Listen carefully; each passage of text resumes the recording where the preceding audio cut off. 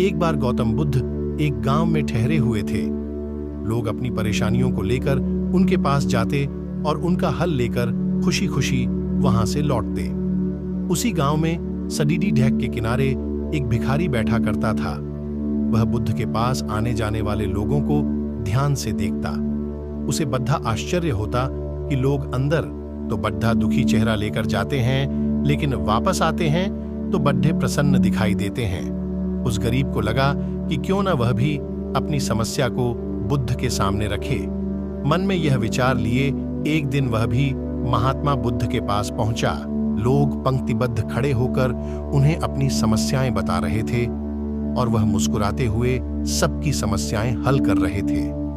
जब उसकी बारी आई तो उसने सबसे पहले महात्मा को प्रणाम किया और कहा, भगवन, इस गांव में लगभग सभी लोग खुश और समृद्ध हैं, फिर मैं ही क्यों गरीब हूं? इस पर बुद्ध मुस्कुराते हुए बोले, तुम गरीब और निर्धन इसीलिए हो क्योंकि तुमने आज तक किसी को कुछ दिया ही नहीं। आश्चर्यचकित गरीब बोला, भगवन, मेरे पास भला दूसरों को देने के लिए क्या है? मेरा तो स्वयं का गुजारा बहुत मुश्किल से हो पाता है। लोगों से भीख मांगकर अपना पेट भरता हूं। मैं लोगों को क्या दे सकता हूं? भगवान बुद्ध कुछ देर शांत रहे, फिर बोले, तुम बद्धे अज्ञानी हो। औरों के साथ बांटने के लिए ईश्वर ने तुम्हें इतना कुछ दिया है और तुम्हें खबर ही नहीं। थोड़ा सोचो तो तुम्हें पता चलेगा कि ईश्वर ने कैसी बड़ी बड़ी चीजें तुम्हें दी हैं जो तुम आसानी से दूसरों को दे सकते हो।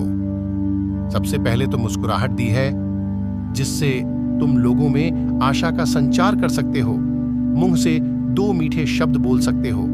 दोनों हाथ से लोगों की मदद कर सकते हो। ईश्वर ने जिसको ये 3 चीजें दी हैं वह कभी गरीब और निर्धन हो ही नहीं सकता। निर्धनता का विचार व्यक्ति के मन में होता है। यह तो एक भ्रम है, इसे निकाल दो। ये सुनकर उस भिखारी का चेहरा चमक उठा।